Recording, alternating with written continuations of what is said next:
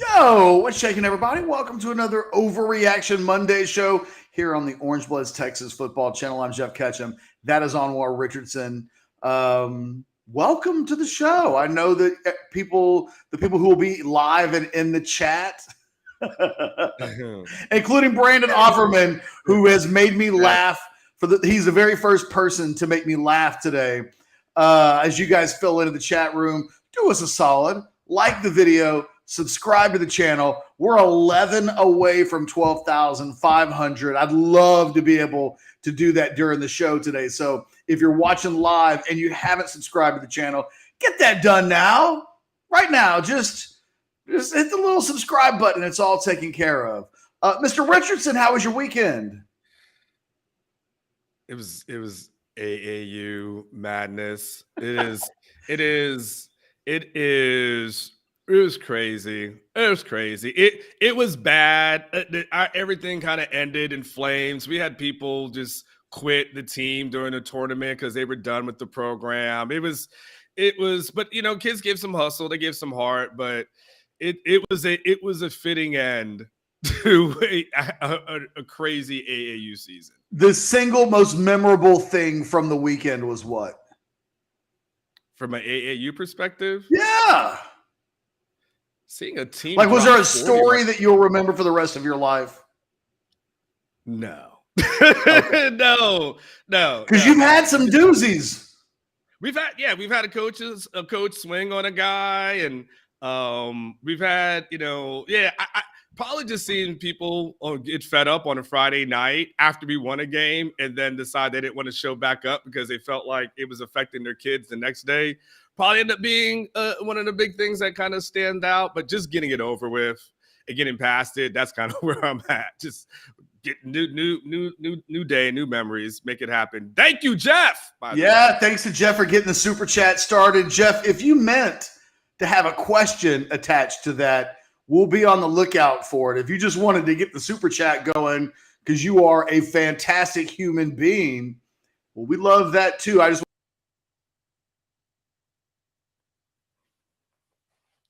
where we would have a person, give a little bit of cash and then they ask a question later. So, Jeff, we're looking out for you. Anwar, I have an overreaction to get us started. Let's do it. Overreaction Monday. Let me see. How was your weekend, by the way? How was your weekend? You asked me about me. How was yours? Man, I don't even remember the weekend. Okay, fair. You know what happened? My mom took the kids Saturday night. So it was a total veg out night. And then yesterday was like a riding day. So, weekends are work weekends. Even during the summertime, I sometimes feel bad that I'm probably not giving enough attention to my kids. But it's like, man, we're on the show must go on, and like the bills have to be paid. And we've had a lot of people on vacation. So like when I go to Orange Bloods today and look at if it ain't you and me, I don't know who's doing it right now. So it was a little bit of a work weekend, but I felt good about the column that I wrote over at orangebloods.com. It's hard to be creative 52 times or 50 times a year with regards to original content ideas. But when I was done, I felt good about hitting send. I thought there was some interesting stuff. I think my biggest overreaction has nothing to do with that, though. Let me give you my overreaction, okay? Okay. Mark in the chat was like, y'all need to give Morrow that NIL deal. And I want to lecture all of you. Don't you guys dare. See, there's two things. A, if you just want me to give Morrow money because you're a Texas fan and you want to see guys get paid, well, I guess I understand that. If you're a Texas fan telling me we need to sign a bunch of dudes to NIL deals because you guys love the content, shut up. We've seen the numbers. We know you guys love watching us talk about the players. What you guys never really proved at any point during the last 12 months is that you guys actually loved hearing from the athletes no matter what we did. So don't tell me we need to sign a bunch of dudes to NIL deals. I did that last year. We put an Ivan Melendez video up. The dude's only going to have his number retired someday, and like 900 of you would click on it. Meanwhile, Anwar can take a video of the football team walking to the stadium for 10 seconds and 25,000 people are going to click on that. Do not tell me we need to sign a bunch of guys for video content with NIL deals. Ain't happening again. Ain't happening again. You know what needs to happen? Here's my Monday overreaction. I need to keep my damn money in my own pocket. That's my reaction. Hey, save for the people in the back, Ketchum may not have heard you. Go ahead and repeat that. If you are tuning in, your chance to show us that you guys love the videos that we were coming up with the NIL players. You guys had 12 months to do that. Moving forward, what you'll get is like 12 more videos of Anwar and I every week. We may just stay live. We'll be like the Truman Show. But what we will not be doing is investing in. And here's the other thing. And this is the thing that you guys don't know. Last year with NIL deals, and I think you guys will find this pretty interesting, I was dealing with the players themselves for the most part. You know, when we signed, almost all of those deals was about the first month of NIL. Mm-hmm. And so I'm talking with parents. Some guys had lawyers and not agent, but just legal representation for the NIL side of things. All those dudes were happy to sign those NIL deal with Orange Bloods, but they were kind of modest. Mm-hmm. It ain't modest in 2022. When you have things like the Pancake Factory happening and dudes are just getting $50,000 for being on the roster, the expectations of what should be, if we did an NIL deal in 2022, my guess Anwar would be a huge chunk, because the expectations are, I see guys making $250,000. Pay me, show me the money. And we were legitimately trying to, produce really good content. And it just, sadly, on the NIL front, hasn't quite worked out like we wanted to. And it kind of is what it is. I got another Monday overreaction from my column, Anwar. Hit me. And that is, man, over the course of the last week, it seems like every national publication has been putting out a list of the best Big 12 coaches in football, like 1 through 10. There's not a single one of those. Sports Illustrated did it. CBS Sports did it. Even former Rivals employee Mike Farrell did it. Like, it's that time of the year when these types of things come out. Not a single list had Steve Sarkisian higher than 6th. And I came away from this weekend, really from the week, not just this weekend, because you had it in your column as well.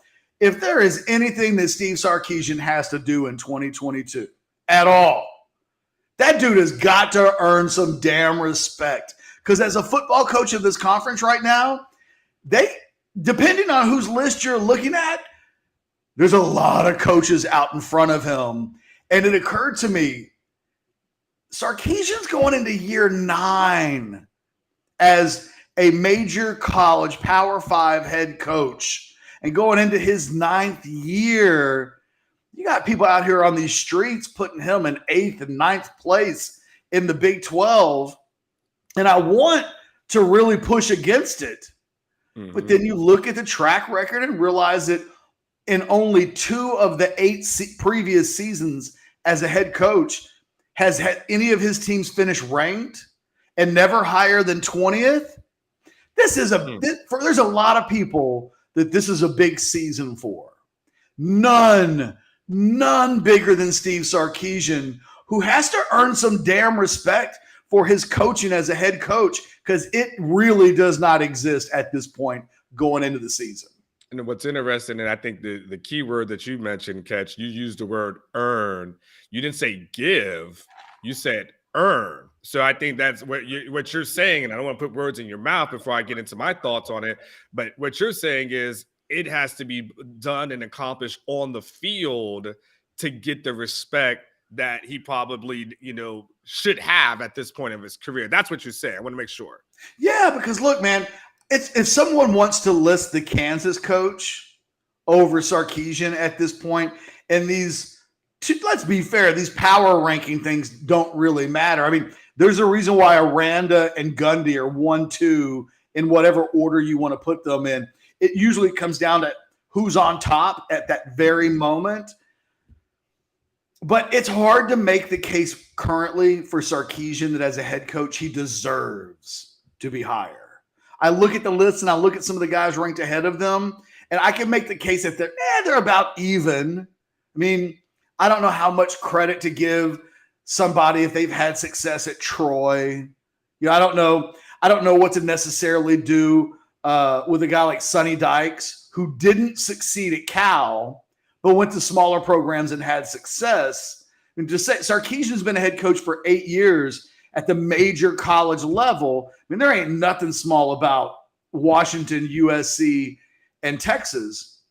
However, it's a production results-based business, and there's no getting around the fact that we're only 2 full seasons away from him being in double digits. He's got to take it and earn it. And if he gets a chance to at some point this season, slap a 70-something across the face of a few people. Like, really, this needs to be an attitude year for the Longhorns. And I think it has to start with Steve Sarkisian, because I don't want to do shows next year, Anwar, where I say things like, Tom Herman would have done better than that. But I kind of feel that way about what happened last season. I don't think Tom Herman finishes 5-7 with whatever would have been on that roster a year ago. I want to see Steve Sarkisian impress me, and I want to see him not just earn the respect. I want him to freaking take it. Yeah. It's interesting to catch, because to your point is whatever people feel about last season, that as a 7-win season, realistically, if you put USF back on the schedule and, that's probably 8-win season. I feel like there was another the Kansas game. Kansas game was taken off. We would assume that. Yeah, we would assume Tom didn't lose to Kansas. They didn't lose to Kansas, but I'm going to assume that would be a win. So we're talking about what was probably realistically a 9-win team prior to COVID. And I don't think any of us were talking after the end of the season saying it's time for a rebuild. It's going to get worse before it gets better. I don't think any of us were talking about that. I think the whole narrative going into last year, Ketch, was, okay, take what's good, make it great. This is good, but we want this to be great. We're this is cool. It's a bowl win. I mean, they kicked ass in the bowl game, Ketch. I mean, it wasn't like, Texas walked away with the tail between their legs or anything to that effect. So you're having to reset the bar of expectations. But it's really interesting, Ketch, as we talk about these lists, right? So CBS Sports, I'll go through the CBS Sports list, okay? Yes. So this is what I had in my column. They had Gundy at first, fine. Aranda at 2, fine. Matt Campbell at 3, which is really interesting because it's, there's an argument to be made that Matt Campbell's team really underachieved last season. They had 21 seed. Like, that was supposed to be the team to beat, but they failed to meet expectation. They got Chris Kleiman from K-State at 4. Got interesting, Catch. They put Sonny Dykes in his first year at TCU at number 5. They put Sarkisian at 6. And then, of course, they've got the Kansas coach at right there at 7, Brett Venables at 8, Neil Brown from West Virginia at 9, and Joey McGuire from Tech at 10. Joey's probably like, what the hell did I do to you guys? But, not having a Texas coach ranked within a top 5, like that's not a good thing. Now, again, it's opinions and this and that, but it's meaningless.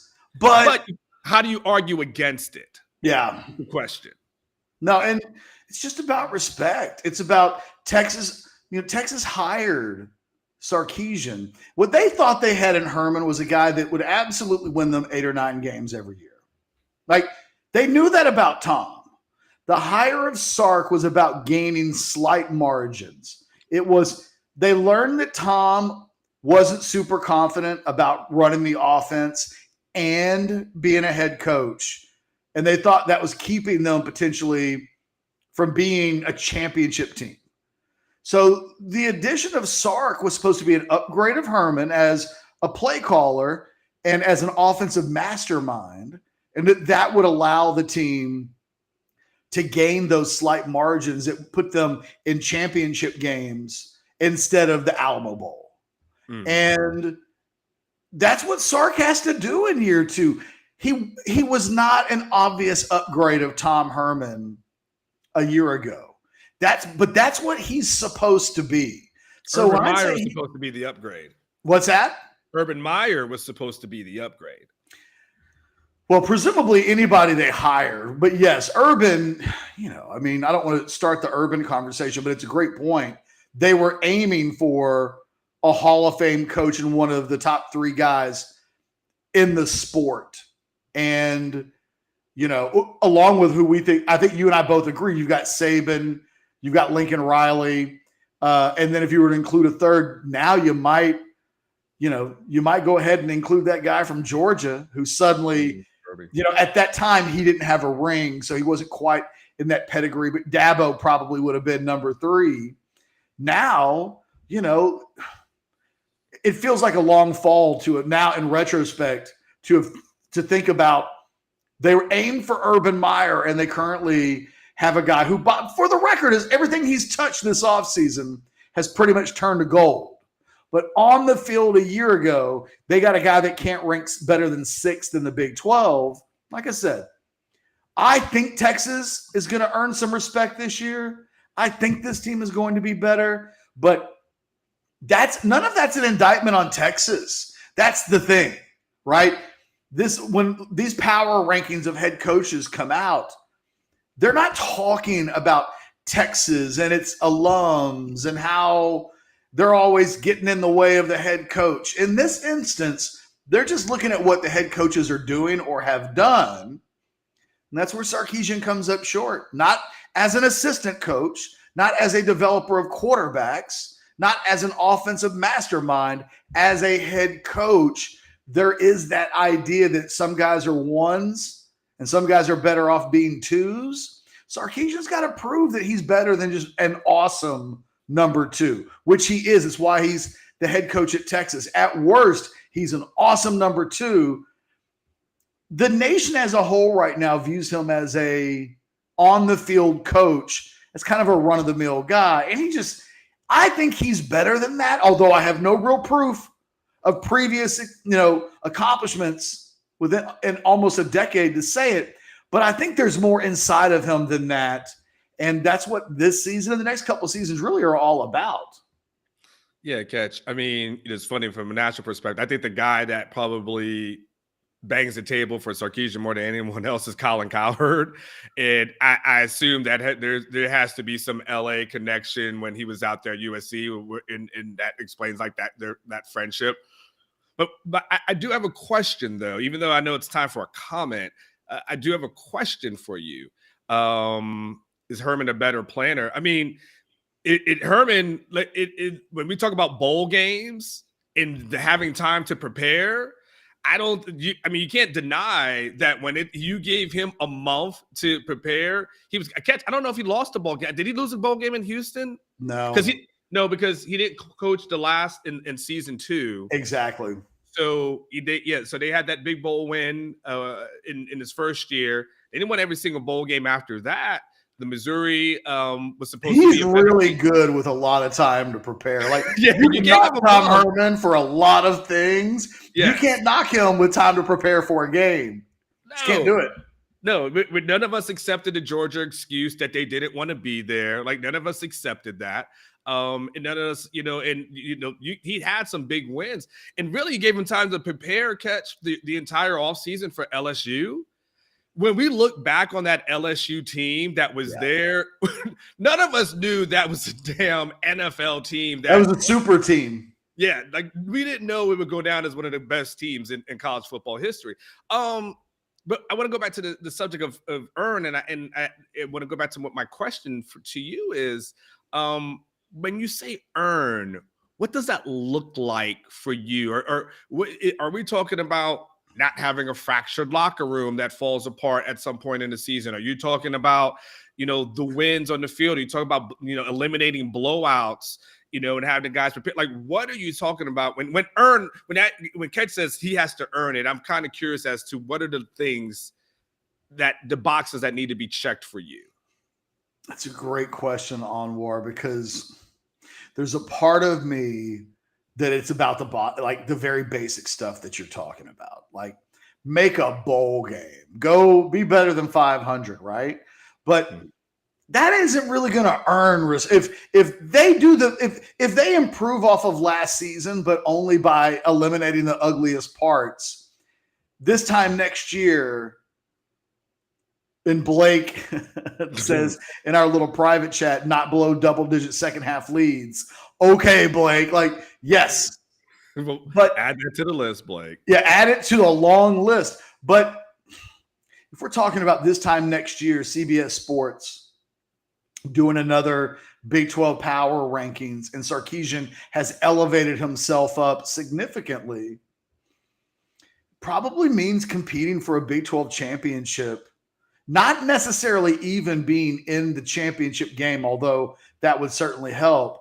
But, I mean, you got to go to the final Saturday against Baylor with a chance to be in that game. Win and you're in, and that's how you gain some respect. Even if you don't make it in, you're at least at a level where you're not, you're playing for big things, for spots in championship games. And that would represent the single biggest season of Sarkisian's career at that point. Whether they make the championship game or not, being in a position to be in that kind of territory on the 12th and final Saturday of the season, I think is how he gets himself into a top 3 or 4 of that list. Mm-hmm.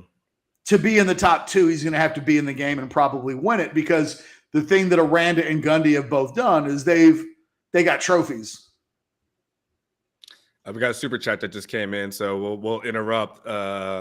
No, Geoff. I mean, that is. But the other thing is, if this team's averaging 50 points a game and they're 8-4, that just means there's going to be new defensive coordinator. Sark won't necessarily take a credibility hit if the offense is sensational and the defense can't hold up its end of the bargain. That'll just mean Sark has to change defensive coordinators at that point. And then you know what it means when you make that first big replacement on Anwar. They oftentimes you don't get to make a second voluntarily. So no, I'm not confident in the defense, but I'm pretty confident in the offense. Like, it'll be wildly disappointing if this isn't one of the best, most explosive, maybe best is because of the offensive line is too hard to put a finger on, but they got too many flat out game changers that they can get the ball to that don't need help. Bijan doesn't even need an offensive line sometimes. I was watching highlights from the weekend of the game against Oklahoma. And he's running all zigzagging and running all over the field, and like they got guys that can do that. So, my expectations are actually really high, justified or not, that the offense is going to be seriously on point. Yeah, I would tend to agree with you on that. I think, we look at it, and by the way, Geoff is a really good question. Jeff Marr, not Geoff Ketchum, spelled differently. Because you're right, Jeff, when you point out the lack of a pass rush, it ends up being something that we talked about a lot last year. I mean, hate to regurgitate the stat, but Ben Davis led this team in sacks last year, and that was at 2.5, and that was off the bench. That happened late in the season too. Like, he snuck that in over the finish line. Yes, it was like the last couple of games. But I'm going to finish Jeff's my stuff on Geoff, and I'll get to you in 1 second. Absolutely, take your time. And so, Geoff, what you were saying is absolutely correct. And we go and look at this defensive line with a lot of the same guys coming back. A lot of this, we don't see a ton of you said to yourself, how will it get better? Will it get better? At some point, Ketch, I've never subscribed to this theory and this belief that, guys are getting older, they get better. Sometimes guys are just seniors and they just are what they are. Like, sometimes you just are what you are, and it doesn't matter how many years you're in the system. It's just what your body is capable of doing. And so, do we expect anyone at defensive line, Catch? Are we saying, I expect this guy to finish with 7 sacks, 8 sacks, 9 sacks. I don't think any of us are expecting some sort of meteoric jump or meteoric rise. But to your point, that's where the offense has to make up for the defense. And that's where, if this offense is as good as we think it will be, with a guy that's going to compete for the Heisman at the running back position, at least be named, at some point, with a Quinn Ewers, with all those receivers, with those tight ends, Steve Sarkisian, as the offensive guru, should be able to hide a lot of ills and sins with that offense. Okay, just wanted to finish that. Well, and one guy that does have respect is Kwiatkowski. But that's a guy that, as a defensive coordinator, has earned like credit and some street cred. And boy, it was awful a year ago. And so I have to believe that side of the ball will be better. Or, it's hard to recreate greatness sometimes. And we talk about it with head coaches all the time, to where they're great in one. Jimmy Johnson in Dallas, right? And then he goes to Miami and he's good, but he can't ever quite get back to Super Bowl level. And I think we see that all the time in we don't see it with coordinators, mainly because we don't talk about it enough. But to me, Kwiatkowski has to have, on paper, he's too good to have back-to-back seasons like the one he had a year ago. You want to go to the Super Chat now, Anwar? Yeah. Well, we'll go back to the PK comment that you just made, because that's really good too as well. What is Thomas talking about? Thomas says, we know that Sark is an offensive guy. What does he have to do on the defensive side to earn it? And does Gary I think this is the main part of the question. Does Gary Patterson take over at some point this season? Well, here's the problem. Here, Thomas, it's a good question. Your challenge is, if Gary Patterson has to take over at any point in the season is going off the rails. I mean, that's realistically what it. But you're saying that the defense would have failed to the point where Sarkisian has to make a midseason change. He either has to fire his defensive coordinator or potentially demote him. But more than likely, you have to get rid of him. You only have so many coaches that you can have. You would have to fire him in midseason. And if you're firing a guy midseason, that ain't good, Catch. That means you're at 2 and whatever, 2 and 3, 2 and 4, something to that effect. You're stumbling into OU. It doesn't go well after OU. That kind of maybe thing. 3 and 2 or something like that going into OU. Yeah, but it means I don't know. Something bad has to happen. I mean, when Charlie demoted Vance Bedford in that last year, it was going off the rails, right? And when we think about it too, when I go back to it, when Tom Herman kind of demoted in game his OC, oh my God, why is that name his name failing me? You blocked it out of your mind. Who was Tim Beck? Tim Beck, thank you. When Tom had to demote Tim Beck, that was Maryland, and that was in game where when he said, "Give me this thing." So that's how bad it has to get. You got to think to yourself, it has to get Maryland kind of bad for that to happen. Let me put an asterisk on your comment, just for the record. Yeah. And I think this would be hardcore, but if Alabama came in and dropped a 60 spot on Texas in week 2, and they're capable of doing that. I mean, they have a returning Heisman Trophy winner. But if they did something like that and he made the switch then, I think there's enough time to save the season. I'm reminded of Mac Brown and his last season kind of making the exact same switch. Very early in the year, he bumps out Manny Diaz and he brings back in Greg Robinson. Rest in peace, Greg Robinson, who recently passed away. And a guy that I think is the best defensive coordinator I probably have ever seen since I've been covering the team. And they put themselves into a position where they were 30 minutes away in Waco from winning the Big 12 championship. They ended up losing that game, and, Mac ends up losing his job. But they were 30 minutes away from completely turning around the tone of the season and winning a Big 12 championship. So with that memory in my mind, I'll simply say, if for whatever reason there was a change after week 2, I think there'd be enough time. But you're right. If we're really truly talking about a mid-season change, quite frankly, I just don't even want to think about it. Hey, Anwar, real quick, because I want us to change the topic and go in a slightly different direction.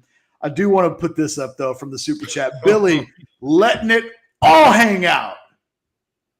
Wow. 11-1 with a loss to UTSA. Wait, so they beat Bama, but then the following week they lose to UTSA? They are all on a beach somewhere getting laid and using the Rogue product. By the way, today's show brought to you by RogueShop.com. If you want to feel good in a multitude of ways, go to RogueShop.com. Use the promo code OrangeBloods.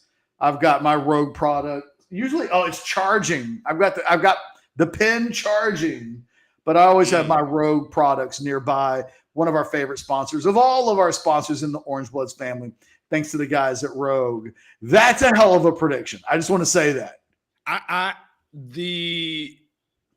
If you said 10-2 with the loss to Bama and UTSA, that's one thing. First of all, look, let's talk Jeff Trail. Don't put that on me, Ricky Bobby. Don't you put that on me, Ricky Bobby. Don't y'all put that on me. Don't put that evil on me. Jeff Traylor, if we're talking about ranks, if we said to ourselves today, let's rank the coaches in the state of Texas, there would be an argument, and I'm talking college coaches, there would be a safe argument for him as number one. If we're talking about Traylor, Sarkisian, if we go Aranda. Dykes, Aranda. Okay, but that's probably the conversation, though, is Aranda and Traylor. Great for Jeff Traylor to be able to put himself into that kind of Aranda legitimately wins a Power 5 conference in season number 2. When this time last year, people were saying Dave Aranda is the worst. He was 10th out of 10 in a lot of these lists, and then he goes out and does the damn thing and wins the bowl game. That's the other part about what Aranda did last year. You can't just point to a weak Big 12 and try to somehow dismiss it. He then goes into a major bowl game and wins that, puts a bunch of 3 stars in the NFL. Hell of a coaching job. But you're right. Traylor beats Texas in Austin and then just has a really good season at UTSA. And that's a guy that's going to be getting that's a guy coaching elsewhere sometime soon. And whatever job he's given will be a much higher platform. They'll that buyout, whatever crazy extension that he signed in order to make the UTSA brand feel better. If he's competitive going into the fourth quarter and Texas pulls away, I mean, that's still a feather in his cap. I mean, it's still something major. Now they start the season. I know they play Army, is we're in their games. So they open up against Houston, I believe, Catch. I think it's Houston and Army, then Texas. So he talked about that. He's got a ways to go, but yeah, 11-1. That's wow. I won't bet on it. Let's change the conversation slightly. Big 12 Media Days this week. I mean, you and I will be doing shows all week long, but at some point later in the week, you'll be in Arlington. We'll be doing some live shows, by the way, guys. Don't worry about that for show. By the way, we're at 12,490. That means we've added 1 subscriber since we started the show today. Before we change directions and start talking about Big 12 Media Days, let's get some likes on the video. And those of you who are newcomers, some of you Sooners that I see there, Sooner, Dave, OKC, as active as you've been in the chat room, do us a solid. Subscribe to the channel. You can involve yourself in the chats anytime you want to, as long as it doesn't turn ugly. We do want your subscriptions to the channel. Ring the notifications bell. And by all means, slap that like button really hard like you mean it. Okay. Anwar. Big 12 Media Days. Is there a single question that you want to ask a particular person more than anything else? By the way, Paul saying I was going to sneak in Morrow to the Big 12 Media Days. I'm gonna give him a suit. just get, just in the back door, have Morrow come You're sneaking a 300-pound man in the building. Good luck with that. Sark, you guys don't understand how Sark will freak the hell out if Morrow Jomo ever spoke again. I don't know if he ever will speak to us again. By the way, the SEC, he said something like he was getting, his OCD was getting thrown off because you and I are switched on the screen today, and he really was throwing off his OCD. Catch, I don't know if there's a particular thing as far as a player is concerned, because I know that the biggest theme going into this thing is going to be what's going on with the Big 12 and what's the future of the Big 12. I think that ends up being the theme of media days, and it's going to be it's interesting, Catch. It's interesting to be it's almost like the marriage where the divorce is coming.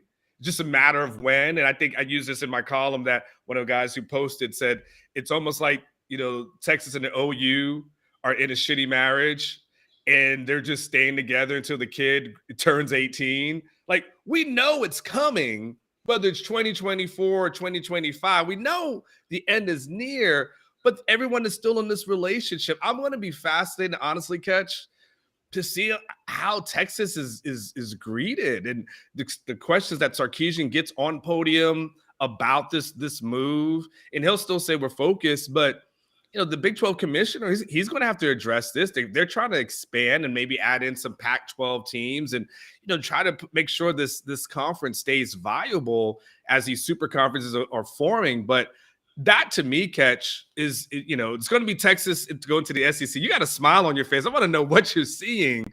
But it's back-to-back posts in the chat, okay? Okay. We are at 69 likes. Don't hit that button. And then, like 2 seconds later,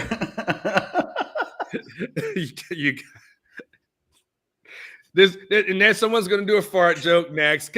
I just think it's funny that there's presumably a grown person in the chat that Chris has got like his Beavis and Butthead thing going on, where he's like, they said 69, and like, but it was really the reaction to what I guess was us hitting 70 likes on the video, and then his little joke, like internally, which was making Chris happy, just went away. It was pretty funny. Sorry.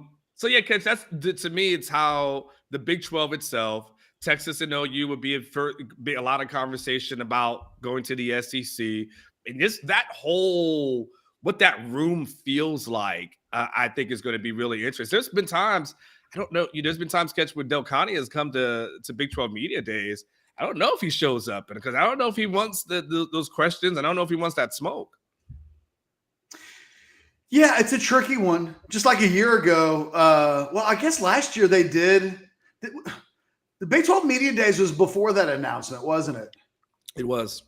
So this will be the first year that conversation takes place. It's a tricky one because the only question that anybody will want to ask Del Conte, quite frankly, I guess there's a lot of questions to ask, but everybody wants to ask that can Texas sneak into the SEC before the 2025 season. It's funny because what's happened in the Pac-12, I've seen, let me see if I can find it, this one right here where Thomas says, I just don't see how the Pac-12 holds together. The sooner they fall apart, the better. That was what everybody thought about the Big 12 last year. And Texas's hopes of getting to the SEC prior to 2025 really were hinged to whether or not what's happening potentially to the Pac-12 could happen to the Big 12, what happened to the Big 12, and it didn't. It persevered. It stabilized. I think ESPN had a massive role in stabilizing what happened, and ultimately, the Texas to the SEC before 2025, along with Oklahoma. I think if ESPN finds out that they absolutely want that, then I think it can really happen. Currently, it doesn't. ESPN's chairman literally said a couple of weeks ago in an interview that they weren't going anywhere before 2025. If anybody would know, it's probably the ESPN TV executive, the guy that's cutting checks But things could change. That was before what's happened with, college football in general took place. I hadn't thought about it. You're right. There's going to be a lot of those questions. As I mentioned in my article, though, there are a couple of questions. I think there's two questions of all. I don't know that I want to ask Demo and Ovi really any questions. Nothing that I'm just dying to ask. I do want to know if I think Bijan will be asked this. Is he definitely off to in his mind, is this the last year? Because he's a running back. There are only so many miles on that body before it no longer works the way that it used to work. We just know that's the way it is with running backs once they go to the NFL. Is he doing well enough with NIL that he would, depending on circumstances, right? Let's say they play for the national championship game and lose on the last play. Are there circumstances where the NIL is so good that he would come back for a fourth season?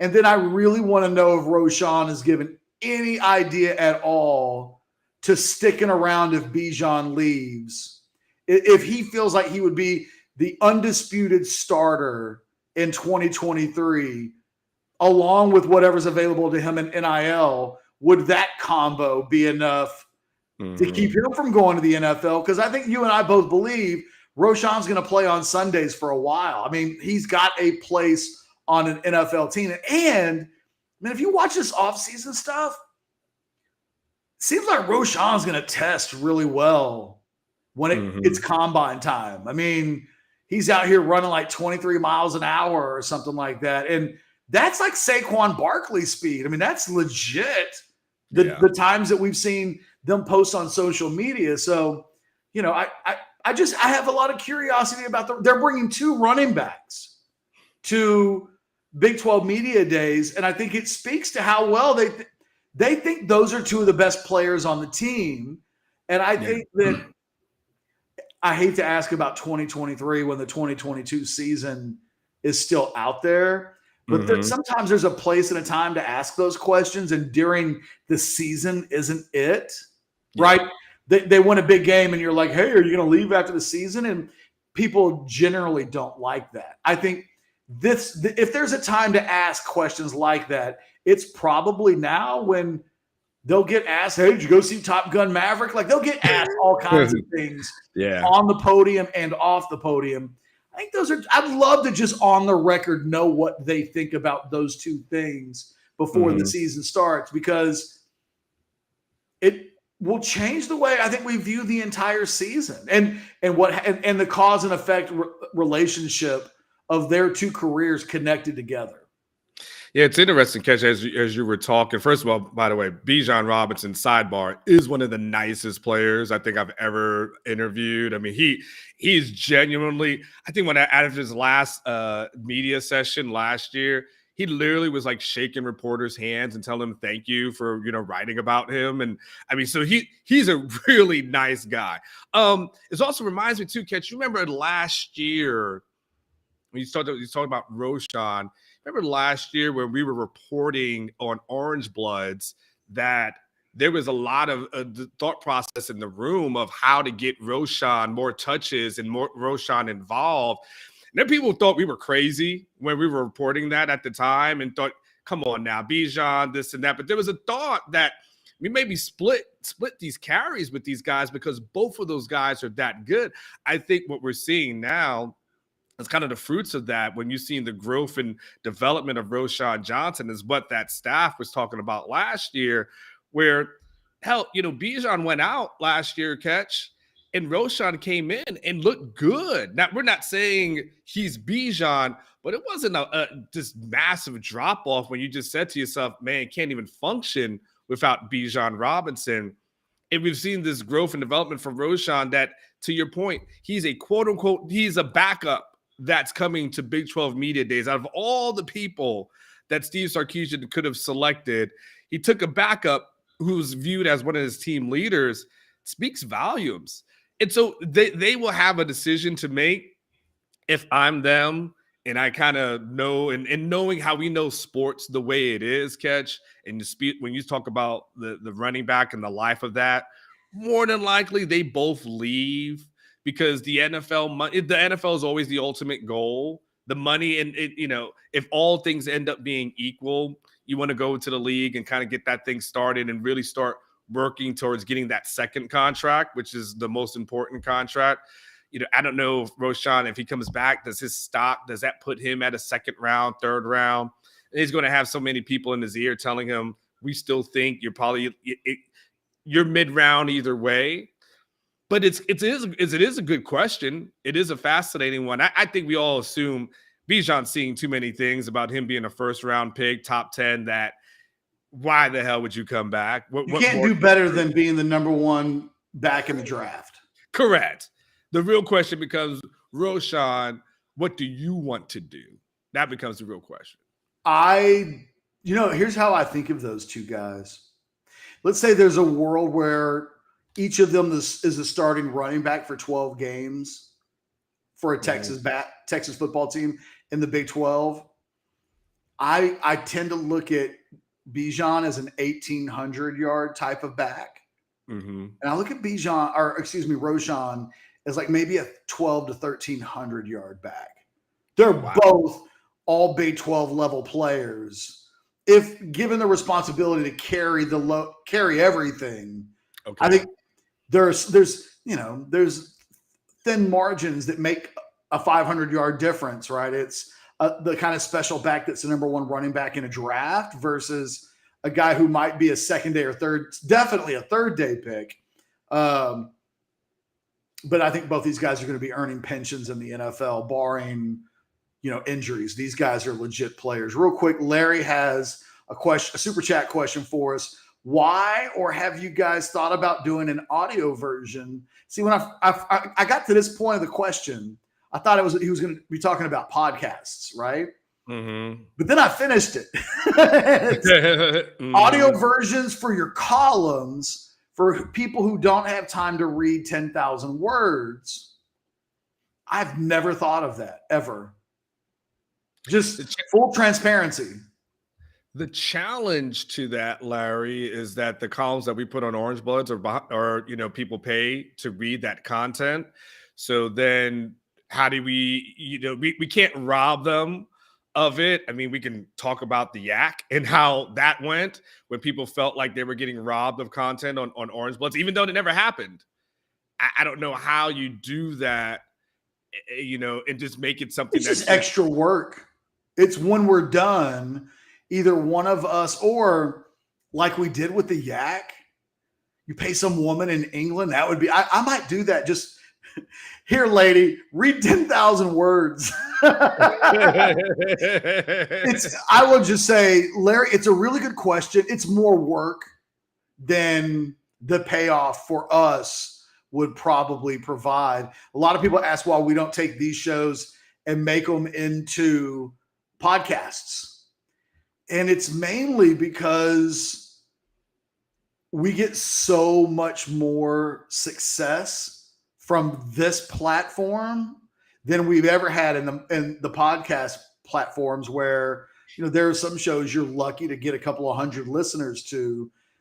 And, it's something that we're working on, where these shows would be available via podcast as well, because I know some people would prefer that.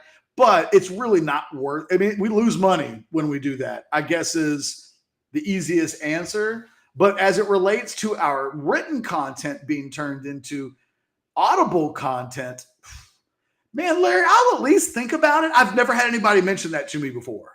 So I will honestly say I've never thought about audibly transcribing my written columns for listening content. I don't know whether that's a good idea, great idea, terrible idea. Like, I hadn't ever really given it any consideration. Catch, if we did that, what celebrity would you want reading your column? Like, who would be the voice? It was like an audio book, and there was a celebrity who said, stepped on the 40 acres today. Like, who do you want to be your guy? I kind of like, my wife's a big audio.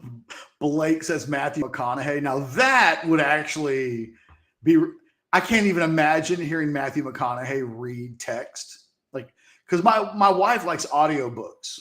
Mm-hmm. She listens to them all the time. The more British sounding, you know this because I did it with the Yak. I love the British accents. Mm-hmm. So if we had like a hardcore, thick British accent, I would love that. Or the most redneck person that you could possibly find. The thickest Southern accent possible. Okay, so having it read that way, that's an interesting play. Okay, back. You know what, Larry? Your question got our attention. I will say that. Larry, I did know that. I knew you were talking about people who were members. And again, it's. You know who I want mine to be? Morgan Freeman. Oh, good one. Yeah, I want Morgan Freeman to read my column. James Earl Jones, like Darth Vader, could be your freaking transcriber. Yeah. Larry, I really hate that you, yes, I saw that in the chat, Kyler Murray. I don't even know what, Kyler, I know that it kills the joke, but Kyler doesn't have the voice. If I heard, see, Kevin Hart's a good one. Like if I hear Kevin Hart's voice. That everyone laughed in your column, though. They would never take you. Oh, you know what would be great? Samuel Jackson, if he could just ad-lib the curse words. And just, you say you can ad-lib whenever you want. He'd be like, and it's time for Steve Sarkisian to earn some motherfucking respect.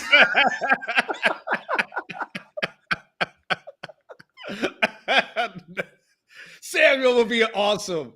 Oh, that's got me feeling too good. Let's redirect. Let's refocus, Larry. You got us going into places we weren't. Good thought. It's interesting. I'm a Liverpool fan. If they got some Scouse local to read it, we just wouldn't understand what they were saying. That'd be the thing there. If we went too hardcore UK. So if there aren't, I don't want to put words into your mouth. Mm-hmm. You didn't say. You basically shrugged your shoulders when I hit is there any question that you'd like to ask at Big 12 Media Day? Yeah. Mainly because you feel like the vibe is going to be all about conference realignment, just in general. We haven't talked to Big 12 players in unison about it, so it will be a topic. Is there any question you want to ask anybody at all? Like, I mean, Ketch, I would think, I think a fair question to Sarkisian, for instance, would be, this time last year, you were very confident about your team's, chances of success.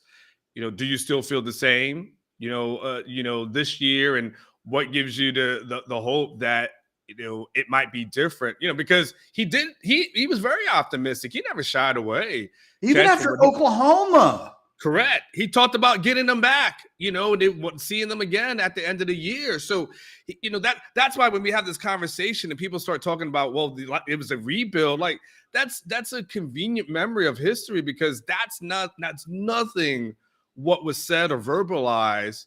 I want to know where this confidence level is with his team. I don't want to ask that Kurt Bowles question when he asked Tom Herman about how many standouts or how many whatever do you have? How many all-conference players do you have? Yeah, then there was that long pause, and he said some.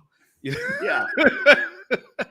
Which is, I'd be interested to know his. I hope. Just to interrupt you for a second. Yeah. I hope Bowles asks that question. Oh, it's a great question. His team only put 3 on the all Big 12 first team. I'm just curious. Is that fair? Does he think he has more than that? Because I think you got to be careful to say, oh, we think we're better than that, because then that establishes that they should be really good. Correct.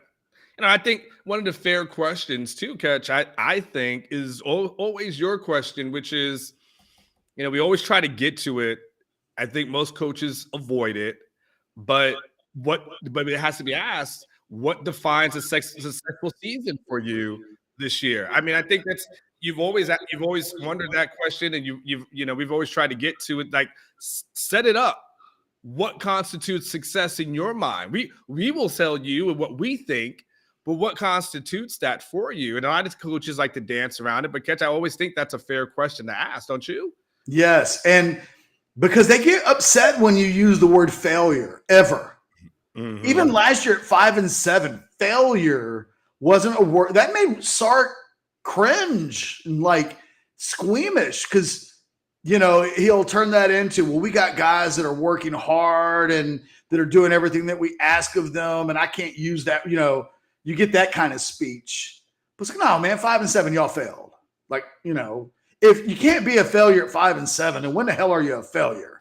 And, establishing the bar for proper expected success so that if you hit it, okay, they hit the bar. And the easy answer is to say, if we don't win a Big 12 championship, then it's a failure, which I actually agree with. Mm-hmm. However, you got to have two measures of success. If that's legitimately the bar, then you won't be the 6th best ranked coach in the Big 12. If there is a realistic target, is 4 games of like improvement in the win-loss record, is that success? Like, let us know in advance what in your mind would justify as a success season, so that if you get there, we know in advance, like, okay, well, they did the minimum of what they thought needed to be a success. The problem, like you said, is you come out and say, look, man, we look at our team and the players that we have, and if we don't go 9-3 and aren't in contention.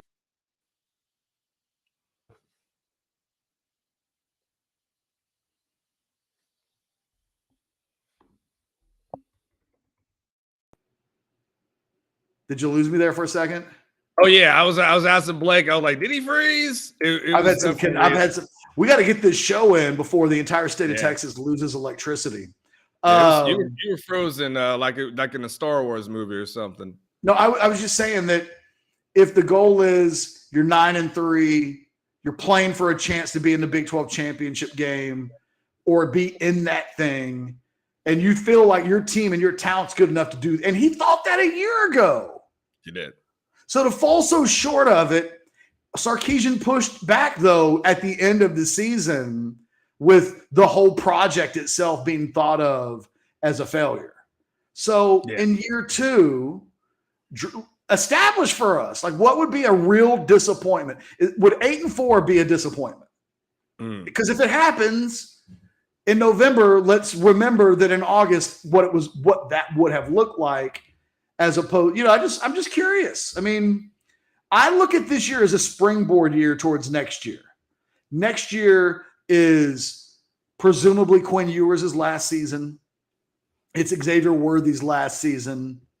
Your freshman offensive line go into second-year players, and suddenly everything's not a first for them. You got a chance to build the defense up a little bit more through both personnel and just continuity.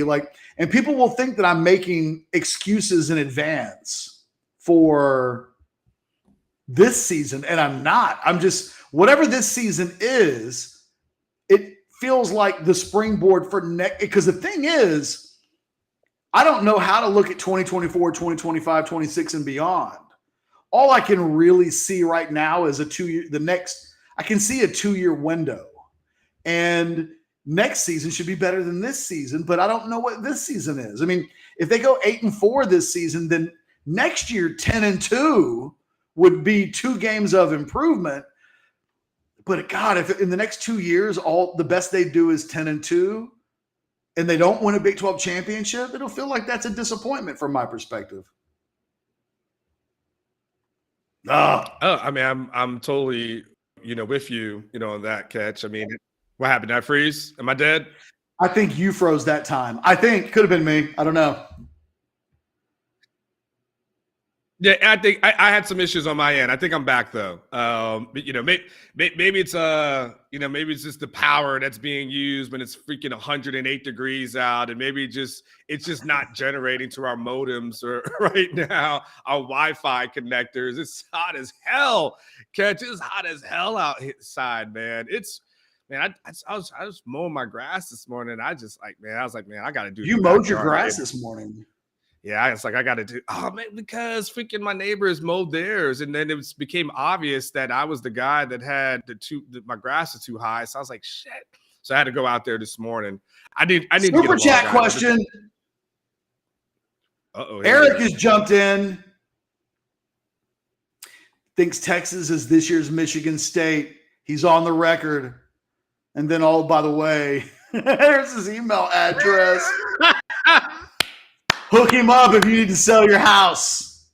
I can't even hate. I can't hate. I love it, Eric. You know I can't hate that. That's actually pretty genius. So as long you might be able to promote your business, as long as you don't put anything that's conflicts with Rogue Shop, it's pretty genius. Pretty genius. Can't even be mad at Eric for that. Eric, I hope someone calls you. I hope you get one call pays for that easily, right? So assuming that he gets a chance to sell the house. So get your hustle on, Eric. And I would also mention, if you want to sponsor any of our live shows, there is property there for EricSellsHomesDFW.com to be a title sponsor of some of our shows. Just throwing that out there. Get in touch with Blake.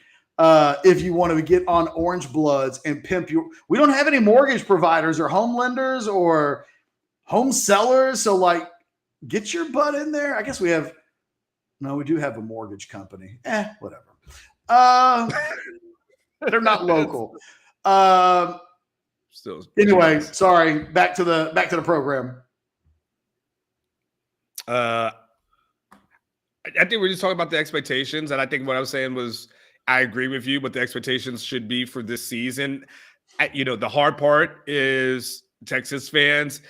Here's the hard part, I think, Catch, for a Texas fan. Even though you and I will have, reasonable expectations, what happens, Catch, at the end of the year? Dave Aranda is hosting has another trophy.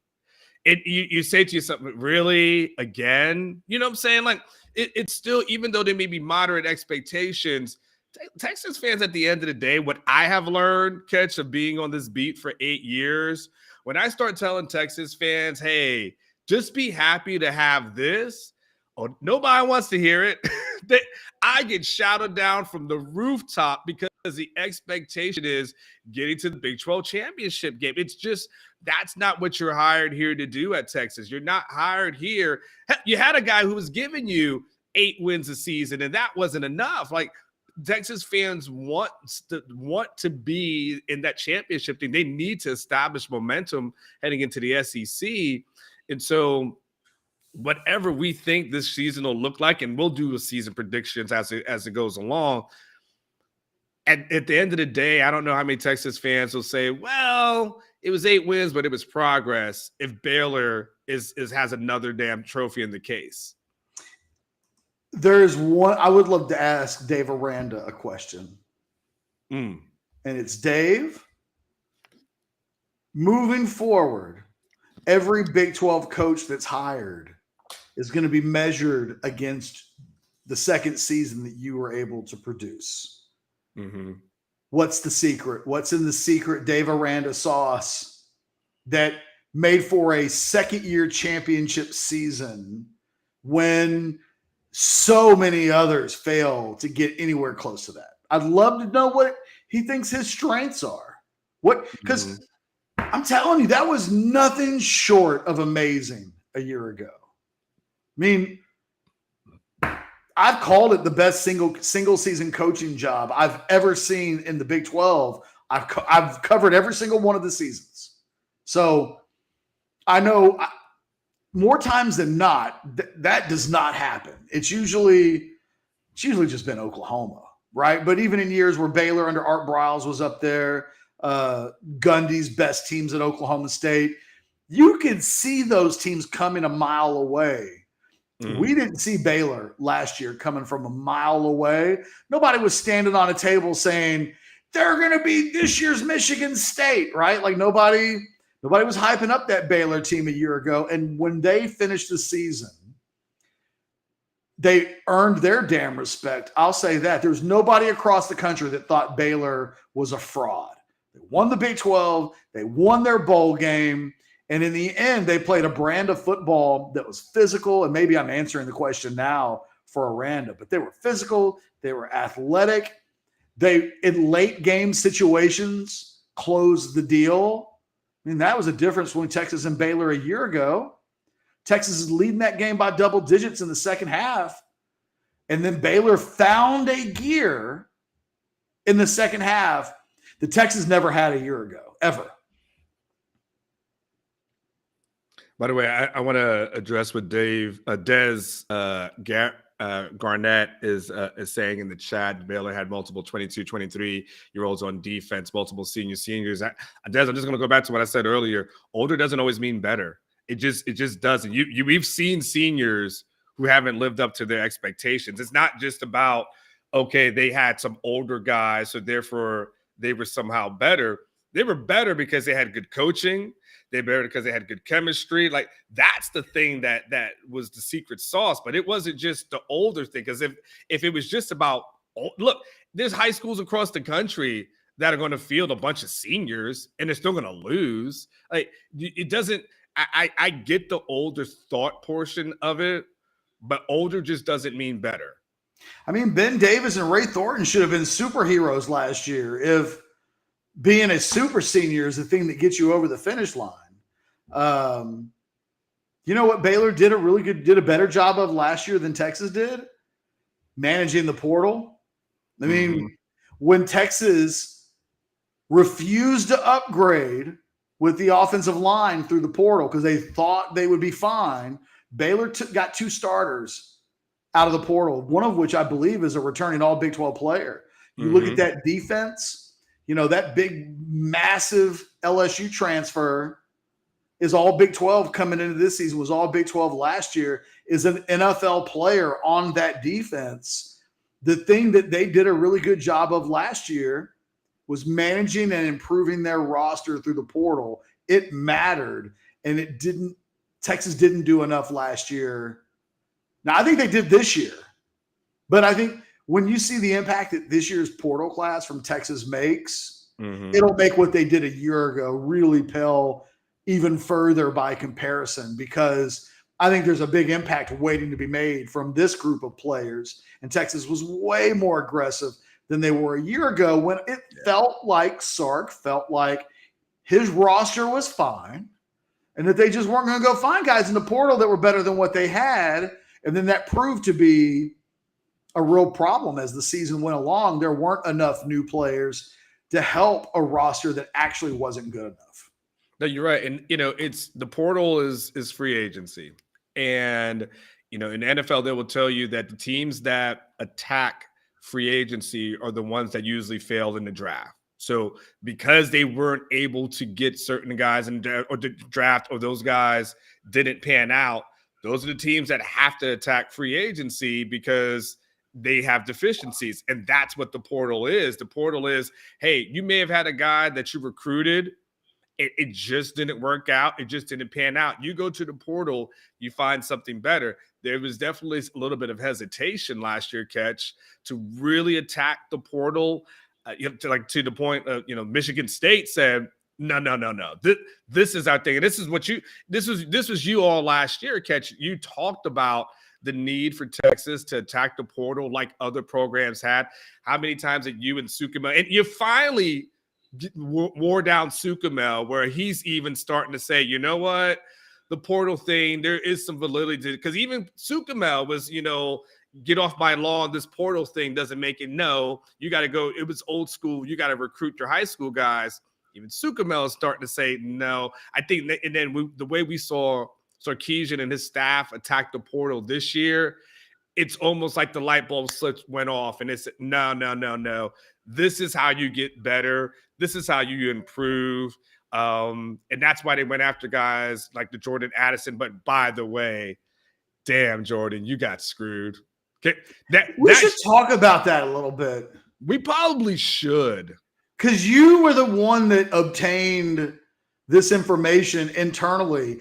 I've referenced it a couple of times. Like I hadn't written a story. Ultimately, it's not our beat anymore. Jordan Addison. That's a LA USC beat, and we've got other things to focus on. But I've made reference of what we had heard was happening behind the scenes. Mm-hmm. That Jordan Addison story is interesting. Yeah, the Jordan Addison story, for those who are unaware, but what's being reported out there. And by the way, Des, just so you know, it's all love. Like, just don't feel like any disagreement is anything like that. And Des, don't go down the chats and start fighting with folks. It's a rabbit hole you never get out of. The Jordan Addison thing, what's been out there is essentially what's being reported is that, and what I had heard a few weeks ago is just information that it didn't. Like to your point, we heard it. I just wasn't quite sure what to do with it. It wasn't our beat. But Jordan Addison really apparently was promised NIL money from whoever at USC. And when it's time to pay up, they're saying, nah, we ain't got it. And so Jordan Addison leaves Pitt and gets told that this is what's going to happen when you come out here. And essentially, Jordan Addison, if he plays this year, might be playing for free, where he probably could have gone to Texas and had the NIL deal that he was offered to the point, Ketchum, we've heard behind the scenes that Addison's people may have reached out to Texas a few weeks ago to see if there was anything that could be done to get him back and get him here to Texas. And it was saying, nah, man, you're there. It's a wrap. It ends up being he might end up being a cautionary tale for guys in the portal. You better make sure you show me something, show me the money before I leave something, because that guy's getting screwed. That's bad for USC, and that's bad business overall. Yeah, I think that, and the rub here is it's not like Jordan Addison can appeal for a waiver to transfer to Texas. And it's like, well, what's your reasoning? Well, USC illegally offered me an NIL deal that they weren't supposed to really be talking to me about in the first place. And now I want my money. And they didn't like, he can't do that. So it's like get a call. Hey, officer, I was trying to buy these illegal drugs and I got robbed. Yes. Can you help me? It's exactly like calling the police because someone stole your drugs. Like, you can't do it. Correct. Yes, it's theft, but yeah, there is a rub. The thing about the NIL deal with USC, and this was something that we reported in real time back in May. The USC NIL deal was all smoke and mirrors from the sources that I spoke with. Mm-hmm. What I heard was that they had like autographs and jerseys, and they kind of had the very most basic NIL pitch available to him as possible, as opposed to the idea that if you come to Texas, maybe, there's like a car dealership that will give you a car worth $6. You know what I mean? Like, the sense that I have is that the opportunities in front of most of the guys that have come to Texas through the portal will be a legit 6 figures, maybe even edging closer to like a $250,000 in some cases. Mm-hmm. USC, their offer, what they were talking about with NIL was never that good in the first place. Like, it got out that there was a $2 million setup, like a package from USC. Colin Cowherd had reported that, and it kind of got spread around from there. What I was told is there was nothing like that whatsoever in front of Addison. Now, why is that important now? Because it means if USC isn't coming through with what they did say was available, then that means at the most very basic NIL level, Jordan Addison's not making anywhere near the money that, quite frankly, he would have made had he come to Texas. And it should be said that that kid knew that before he made the decision. He had people in his camp, if you will, who thought that Texas was the better opportunity for him. And he picked USC really for non-NIL reasons, which is why I don't think it'll come to like him sitting. He'll be unhappy. And it's going to get around that USC didn't really come through with him the way it had been talked about publicly.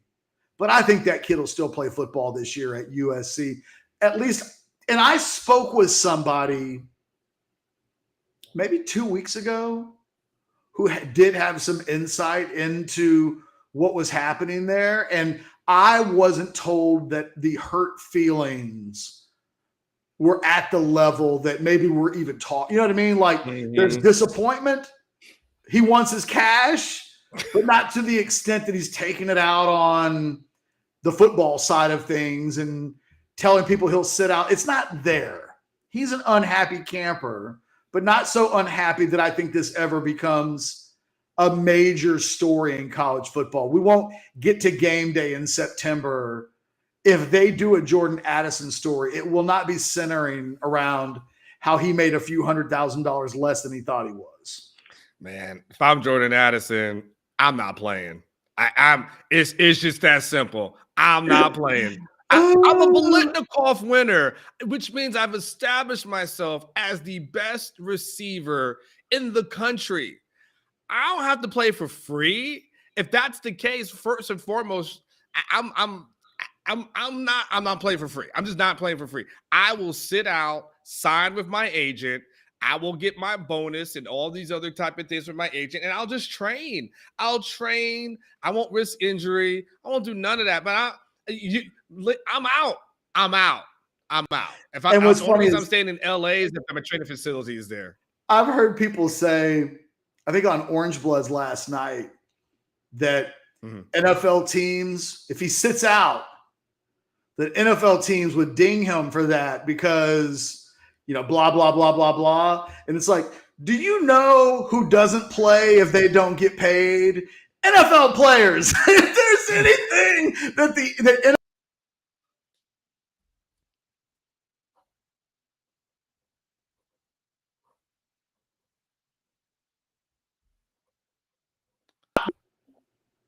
Sorry, I froze up there for a second. That's okay. Go ahead, finish your thought. No, I was just saying, if there's anything NFL GMs and front office people understand, it's players who will sit out if they're not paid the way they expect to be paid. They're used to that. So, if I was Jordan Addison, it'd be hard not to look at what Jamar Chase did and wonder if that's the right path for me.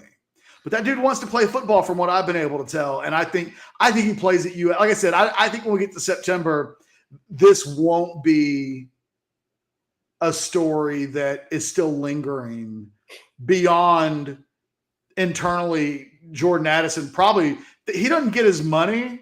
It's hard to hide that. So the next time USC wants to bring somebody in from the portal and they're talking about NIL, the other schools are going to be like, they couldn't even pay Jordan Addison. You think you're going to get money? So I think what will end up happening here is, and look, this all happened before USC announced its move to the Big Ten.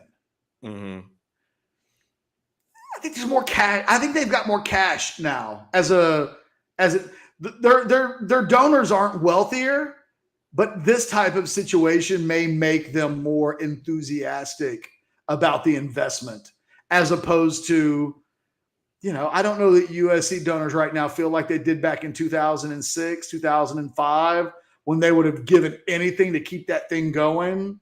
Now they know they got to step up. I bet Jordan Addison gets his money because there will be at least a couple of USC alums who are putting out NIL deals who will say to themselves, we're screwed if we don't figure out a way to get this kid the money that because again, we're not talking about $2 million. What we're probably talking about is closer to half of a single million. And I get the sense that he ain't even getting close to that at this point. He's being treated like a mere mortal at USC in the NIL game, and he expected more than that, certainly. By the way, Catch, I wanted to just say one thing.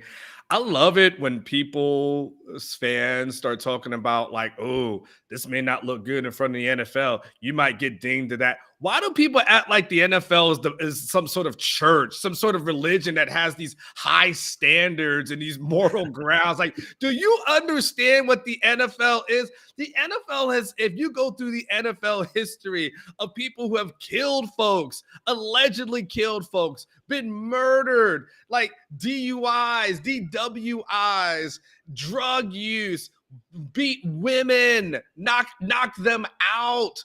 I mean, like, there's guys in the league with your unfavorite guy, Joe Mixon. Like, the NFL don't have these high standards where people start thinking, oh man, like that's going to not look good for them. They don't care. I remember, Ketch, when people were freaking out about Christian McCaffrey and Leonard Fournette skipping bowl games, and folks were like, oh man, the NFL, they ain't going to like that. Guys are skipping bowl games. And now you see guys skip them all the time. The NFL cares about your talent. They don't care nothing. There's no moral ground in the NFL. Last thing on that, Ketch, I covered the NFL for years. Can I tell you the dirty little secret about the NFL? We're going to put this right here, and then we'll just be late. Do you know that you know how dumb you have to be to fail an NFL drug test? Because can I tell you how dumb? Let me tell you this, guys. I'm going to tell you this as a guy who covered the NFL for years. Players know when the drug tests are coming. It's usually in training camp.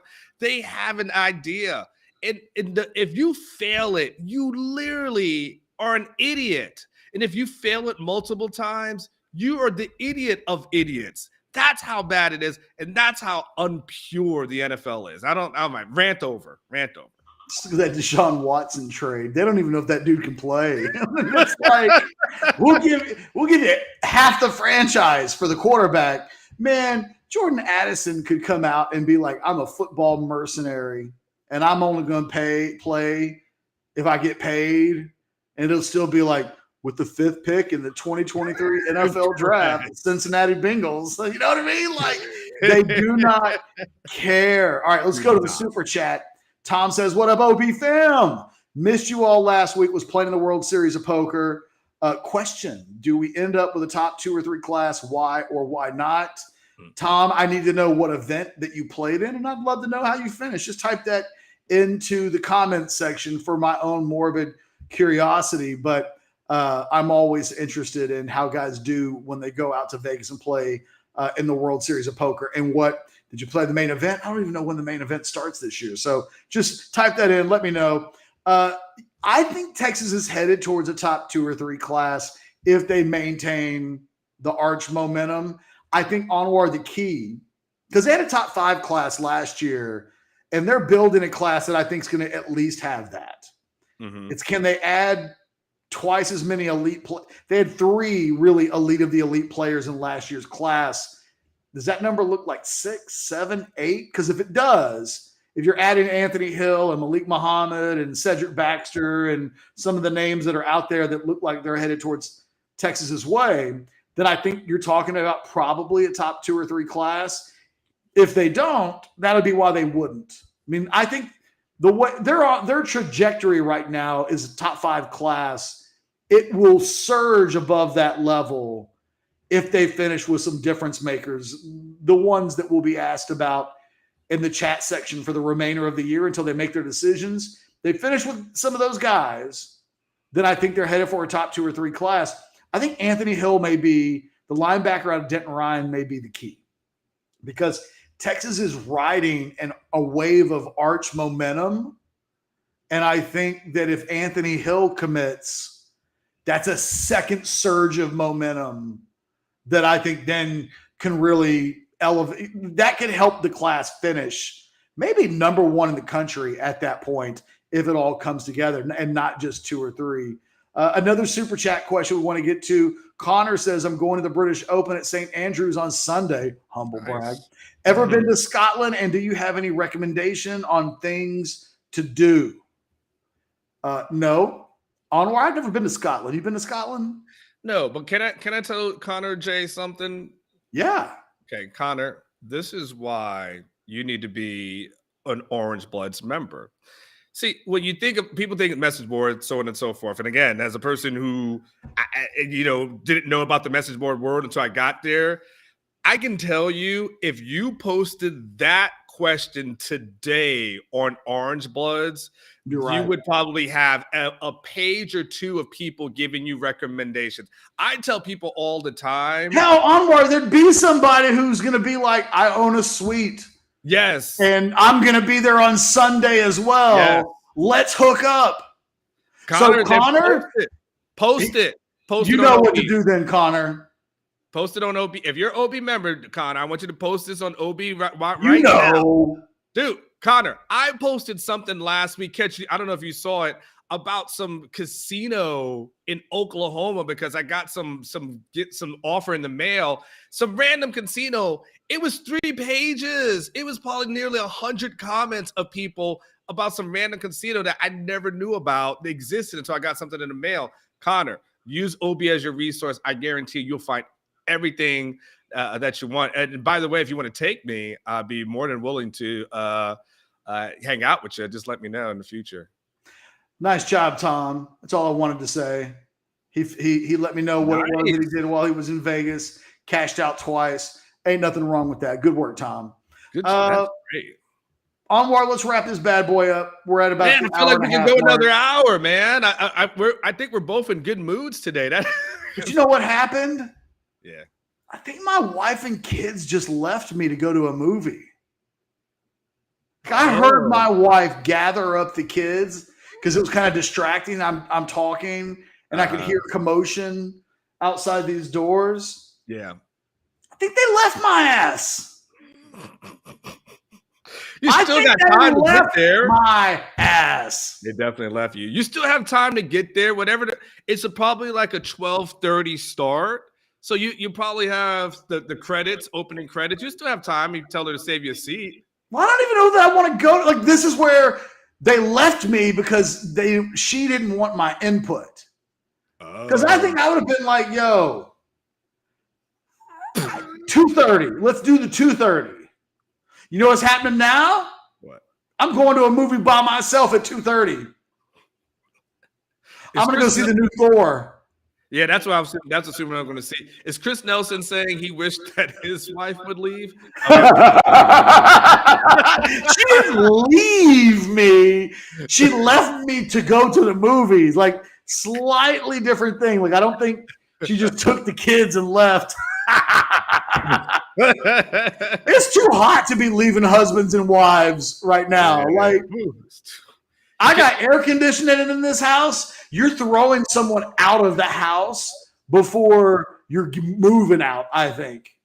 You know, like if she was really going to do something, she'd just change the lock on the door. Yeah. Although, good luck getting next week's mortgage payment made.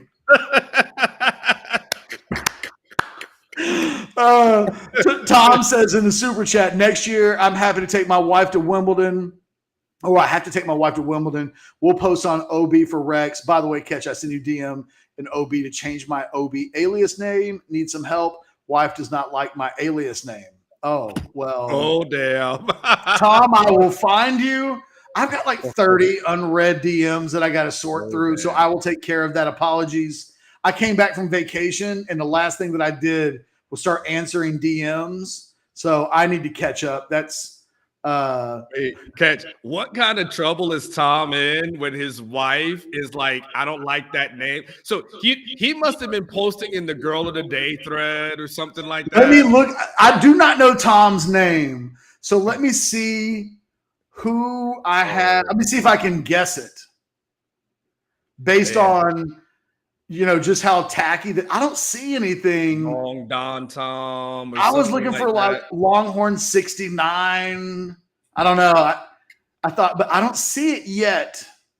Tom, you got caught slipping. You let your wife in your phone, man. You got caught slipping like that. You know that thing has got a lock after 2 minutes. I think I might have found it. Maybe. Dejected Longhorn. Because if you were a wife. What's this dejected stuff about? So, you know, maybe. Poor Tom. Eric says, did you tell your wife about Top Gun? This is payback. We went and saw Top Gun together. We enjoyed it. Like, that's the thing. One of our favorite things to do together is to go to the movies. Getting left because I'm working at 11 o'clock in the morning seems a bit unfair. Seems a bit unfair that I worked all weekend long and am working today and that they're going to see the earliest potential movie they can see. And you know how I know I'm right, Anwar? Because ain't nobody walked through those doors in my office and tell me I'm wrong. My wife has this secret Spidey listening thing where she can be like outside. And if I say something on the show about her, she'll be in here and like jump in front of the camera and tell me that I'm wrong and I need to tell the truth. That has not happened. We've had some Heather appearances before. So the fact that they dipped out on you, and by the way, can I just be an instigator? And they're spending your money without you. You know that woman spending your money, Catch? You know that woman spending your money. She took your card, Catch. Hey, and she's rolling out. Hold on. I'm going to put her on speakerphone. I'm going to call her up. We'll see. We'll see what happens. Oh, this is awesome. I'm going to shut up. I don't know if you guys will even be able to hear her. We're at the movies. Did you hear that? What did she say? She said we're at the movies and she hung up on me.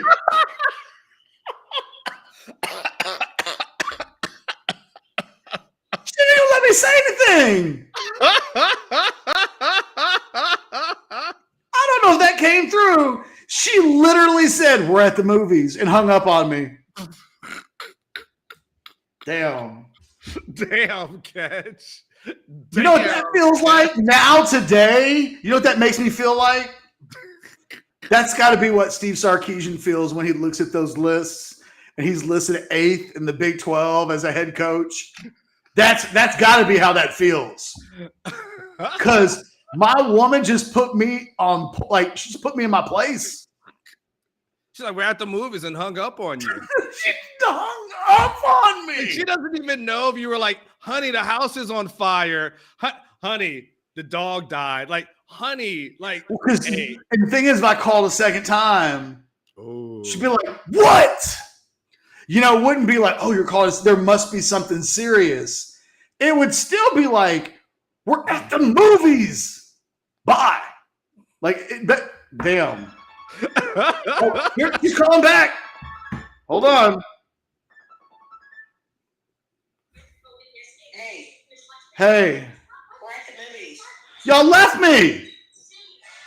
No, we didn't leave you. I only got us free tickets. Y'all left me. What? I only got us free tickets.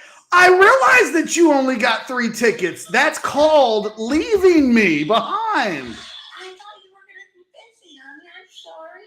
You can come there to see right next to us. That's 12. What time's the movie start? Noon. It's 12:08. Thank you, honey. Y'all have fun. Okay. I'm going to go see Thor by myself later today. Oh, no. Don't do that. Oh, God, I deserve it. Fine. There you go. Oh, not fair. Not fair. Dang it. By the way, I'm broadcasting this live on YouTube. Hi, Heather. Hi. Okay, go. Bye.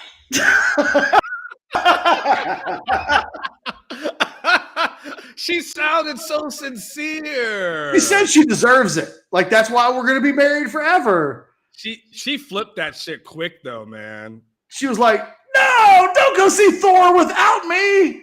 But I kind of deserve it. That's fair.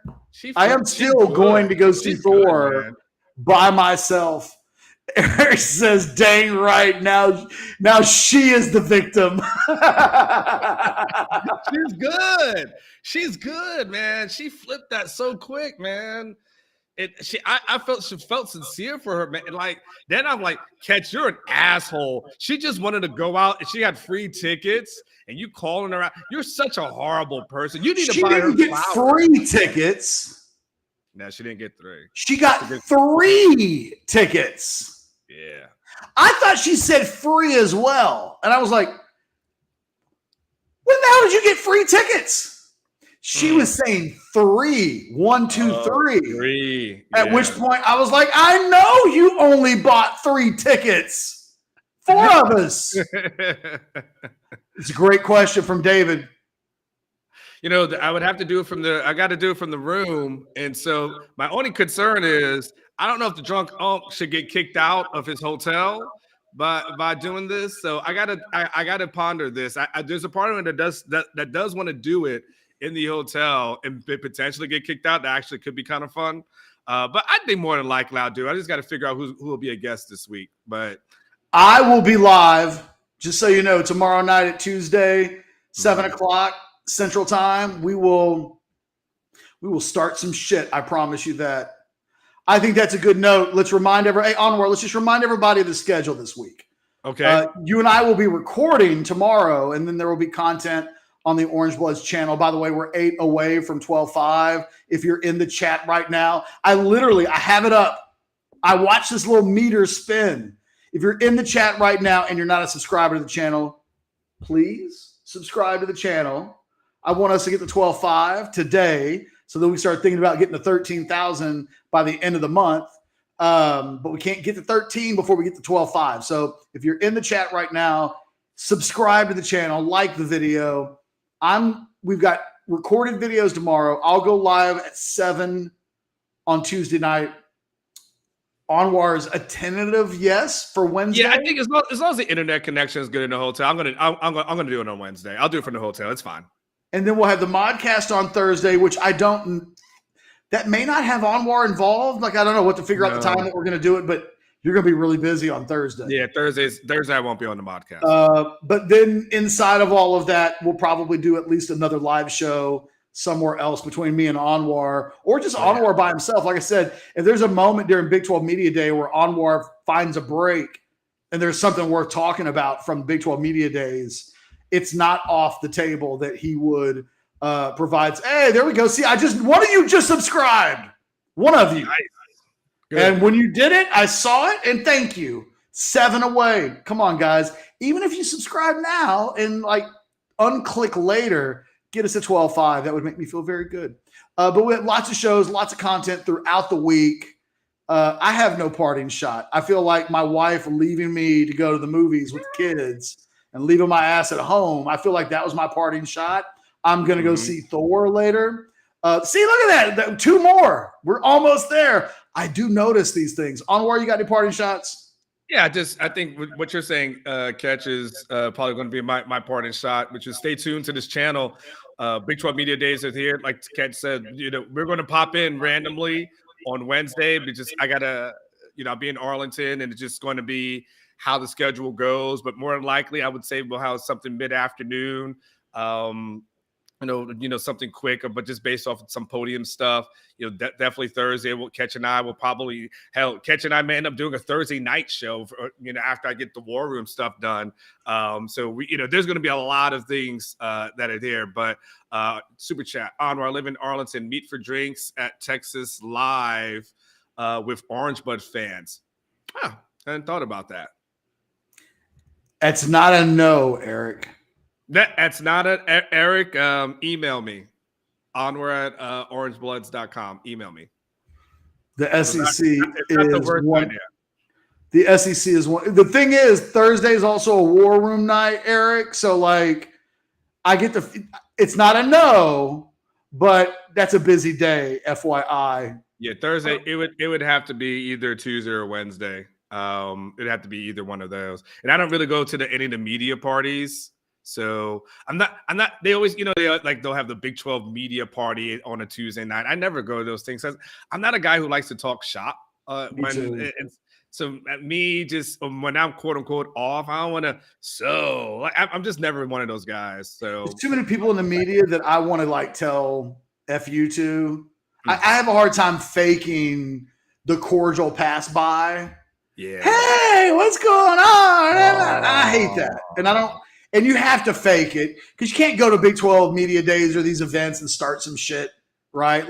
I can't say what I really want to say. So I'd rather just be in a situation where I don't have to fake it. So, Eric, seriously, email or I would say email Anwar. It's not a bad idea. How the hell did we just lose 2 subscribers? Oh, that's some BS right there.